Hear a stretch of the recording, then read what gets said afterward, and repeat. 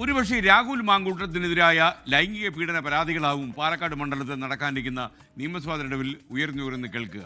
കോൺഗ്രസ് പുറത്താക്കിയ രാഹുലിന് സീറ്റ് ലഭിക്കാൻ ഒരു സാധ്യതയും കാണുന്നില്ല. പകരം ആര്?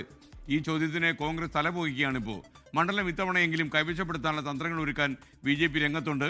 സ്ഥിരം 3ാം സ്ഥാനമെന്ന നാണക്കേട് ഒഴിവാക്കാൻ LDFനും താല്പര്യമുണ്ട്.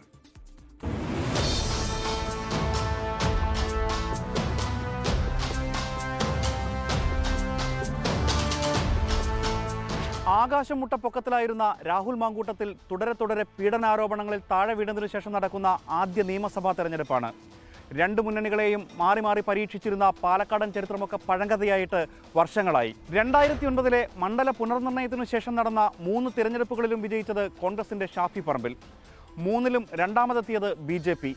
LDFന് നാണക്കേടിന്റെ 3ാം ഇടം. 15 മാസം മുൻപാണ് ചരിത്രത്തിലെ ഏറ്റവും വലിയ തിരഞ്ഞെടുപ്പ് ആവേശത്തിന് പാലക്കാട് സാക്ഷ്യം വഹിച്ചത്. ഒരു തട്ടുപൊളിപ്പൻ ചലച്ചിത്രം പോലെ ആക്ഷൻ, കോമഡിക്ക് കോമഡി, സസ്പെൻസിന് സസ്പെൻസ്. വടകര വഴി ലോക്സഭയിലെത്തിയ ഷാഫി പറമ്പിലാണ് തൻ്റെ പിൻഗാമിയായി രാഹുൽ മാങ്കൂട്ടത്തിൽ നിന്നെ പാലക്കാട് മണ്ണിലിറക്കിയത്.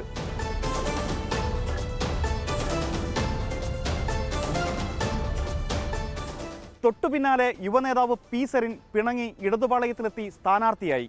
BJPയിൽ നിന്ന് പിണങ്ങിപ്പിരിഞ്ഞ സന്ദീപ് വാര്യർ എത്തിയത് കോൺഗ്രസിലേക്ക്.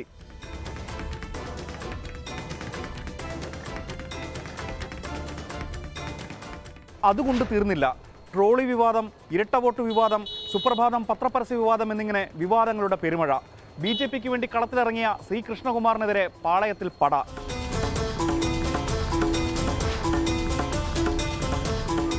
നിഴലുപോലെ കൂടെ നിന്ന ഷാഫി പറമ്പിലിന്റെ തേരിലേറി രാഹുൽ മാങ്കൂട്ടത്തിൽ സ്വന്തമാക്കിയത് റെക്കോർഡ് ഭൂരിപക്ഷത്തിലുള്ള വിജയം.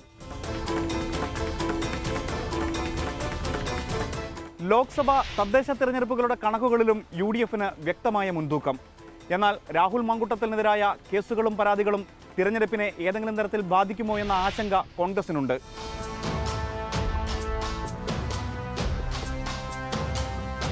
കോൺഗ്രസ് പുറത്താക്കിയിട്ടും അറസ്റ്റ് ചെയ്യപ്പെടും വരെ രാഹുൽ മണ്ഡലത്തിൽ സജീവമാകാൻ ശ്രമിച്ചുകൊണ്ടേയിരുന്നു. കോൺഗ്രസ് ടിക്കറ്റ് നൽകിയില്ലെങ്കിൽ സ്വതന്ത്രനായി മത്സരിച്ചേക്കുമെന്ന ഭീഷണിയും അന്തരീക്ഷത്തിലുണ്ട്. എന്നാൽ കൃത്യസമയത്ത് നടപടികൾ സ്വീകരിച്ചതിനാൽ രാഹുൽ വിവാദം ഒരു തരത്തിലും ബാധിക്കില്ലെന്ന ആത്മവിശ്വാസത്തിലാണ് കോൺഗ്രസ് നേതൃത്വം. ഇന്ന് എല്ലാവർക്കും എല്ലാം അറിയുന്ന ജനവിഭാഗമാണ് പാലക്കാടുള്ളത്, കേരളത്തിലുള്ളതൊക്കെ. അതുകൊണ്ട് തന്നെ ഒന്നും ബാധിക്കാൻ പോകുന്നില്ല. ഇവിടെ UDF ആര് നിർത്തിയാൽ പാർട്ടിയൊക്കെ ആലോചിച്ച് നിർത്തും. അത് നിർത്തി ആരാലും ചെയ്യും. രാഹുൽ വിവാദം ഉണ്ടാക്കിയേക്കാവുന്ന പരിക്കുകൾ മറികടക്കാൻ കഴിയുന്ന സ്ഥാനാർത്ഥിയെ കണ്ടെത്താനാണ് കോൺഗ്രസിന്റെ ശ്രമം. K മുരളീധരനെ മത്സരിപ്പിക്കാനുള്ള സാധ്യതകൾ നേതൃത്വം പരിശോധിക്കുന്നു. ഷാഫി പറമ്പിലിനെ മടക്കിക്കൊണ്ടുവരണമെന്ന ആവശ്യവും ഒരു വിഭാഗം ഉന്നയിക്കുന്നുണ്ട്. ആരോപണങ്ങളുടെ പശ്ചാത്തലത്തിൽ വനിതാ മുഖത്തെ പരീക്ഷിക്കാൻ തീരുമാനിച്ചാൽ രമ്യ ഹരിദാസിന് നറുക്കു വീഴും. DCC president A Thankappan, VT Balram, Sandeep Warrier എന്നിവരുടെ പേരുകളും സജീവം. ലോക്സഭാ തെരഞ്ഞെടുപ്പിൽ പാലക്കാട് നിയോജക മണ്ഡലത്തിൽ 10,000-നടുത്ത് ഭൂരിപക്ഷമുണ്ടായിരുന്നു UDFന്. രണ്ടാം സ്ഥാനത്തെത്തിയത് BJP സ്ഥാനാർത്ഥിയായി മത്സരിച്ച C കൃഷ്ണകുമാർ. ഇതേ C കൃഷ്ണകുമാറാണ് പിന്നീട് നടന്ന പാലക്കാട് നിയോജക മണ്ഡലം ഉപതെരഞ്ഞെടുപ്പിലും BJPക്ക് വേണ്ടി മത്സരിച്ചത്. ഉപതെരഞ്ഞെടുപ്പിൽ BJPക്കുണ്ടായ തിരിച്ചടിക്കുള്ള ഒരു കാരണം ആഭ്യന്തര പ്രശ്നങ്ങളായിരുന്നു. ആ പൊട്ടിത്തെറിയിലാണ് സന്ദീപ് വാര്യർ കോൺഗ്രസിലേക്ക് എത്തിയത്. പ്രശ്നങ്ങളെല്ലാം പരിഹരിച്ച് ഒറ്റക്കെട്ടായി തിരഞ്ഞെടുപ്പിനെ നേരിടുമെന്നാണ് BJP ജില്ലാ നേതൃത്വം പറയുന്നത്. ഭാരതീയ ജനതാ പാർട്ടിയുടെ പ്രവർത്തകരെല്ലാവരും ഏറ്റവും താഴെത്തട്ടിലുള്ള ബൂത്ത് പ്രവർത്തകൻ മുതൽ പാലക്കാടിനകത്ത് താമസിക്കുന്ന ദേശീയ തലത്തിലുള്ള നേതാക്കന്മാർ വരെ ഒറ്റക്കെട്ടായി ഒരു ടീമായി കൊണ്ടാണ് ഈ കഴിഞ്ഞ തെരഞ്ഞെടുപ്പിനെ നേരിട്ടത്.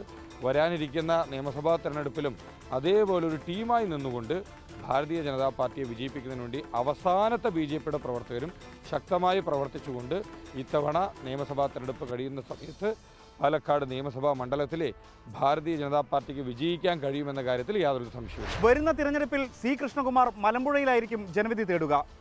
പാലക്കാട് നിയോജക മണ്ഡലത്തിൽ BJP മുൻ സംസ്ഥാന അധ്യക്ഷൻ K സുരേന്ദ്രന്റെ പേരിനാണ് നിലവിൽ മുൻതൂക്കം. ശോഭാ സുരേന്ദ്രൻ, പാലക്കാട് ഈസ്റ്റ് ജില്ലാ പ്രസിഡന്റ് പ്രശാന്ത് ശിവൻ എന്നിവരുടെ പേരുകളും സജീവമാണ്. സർപ്രൈസ് സ്ഥാനാർത്ഥിയായി നടൻ ഉണ്ണി മുകുന്ദനെ രംഗത്തിറക്കിയാലും അത്ഭുതപ്പെടാനില്ല. തദ്ദേശ തെരഞ്ഞെടുപ്പ് ഫലം മാത്രമാണ് LDFന് എന്തെങ്കിലും പ്രതീക്ഷ നൽകുന്നത്. UDFന് വെറും 6000-ഓളം വോട്ടുകളുടെ മാത്രം ഭൂരിപക്ഷം ലഭിച്ചപ്പോൾ രണ്ടാമതെത്തിയത് LDF ആയിരുന്നു. പാലക്കാട് നഗരസഭയിൽ കേവല ഭൂരിപക്ഷം നേടാനേ NDAക്ക് കഴിഞ്ഞുള്ളൂ. കണ്ണാടിയിൽ LDFും പിരായിരിയിൽ UDFും വിജയിച്ചപ്പോൾ മാത്തൂരിൽ LDFും UDFും ഒപ്പത്തിനൊപ്പം എത്തി. CPIM വനിതാ നേതാവിനെ കളത്തിലിറക്കാൻ തീരുമാനിച്ചാൽ ജില്ലാ പഞ്ചായത്ത് പ്രസിഡന്റായിരുന്ന K ബിനുമോൾക്ക് നറുക്കു വീഴും. ഒറ്റപ്പാലം കിട്ടിയില്ലെങ്കിൽ ഡോക്ടർ P സരിൻ തന്നെയായിരിക്കും പാലക്കാട് CPIMന് വേണ്ടി കളത്തിലിറങ്ങുക.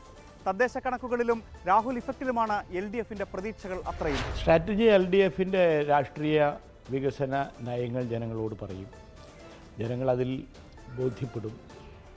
ഇവിടെ MLA ഇല്ലാത്തൊരു മണ്ഡലത്തിൽ ക്രിയേറ്റീവായി പ്രവർത്തിക്കുന്ന ഒരു MLA ഈ പ്രദേശത്തൊരു MLA ഉണ്ടാവണം എന്ന് അവർക്കുണ്ട്. അതിൻ്റെ അടിസ്ഥാനത്തിൽ അവർ MLA ജയിപ്പിക്കും. അത് LDFന്റെ ഒരാളെയല്ല. 3 കൂട്ടർക്കും പാലക്കാട് പ്രതീക്ഷയാണ്. രാഹുൽ മാങ്കൂട്ടത്തിൽ വിവാദങ്ങളാണ് കോൺഗ്രസിന്റെ തലവേദന. ആഭ്യന്തര പ്രശ്നങ്ങൾ BJPയെയും അലട്ടുന്നു.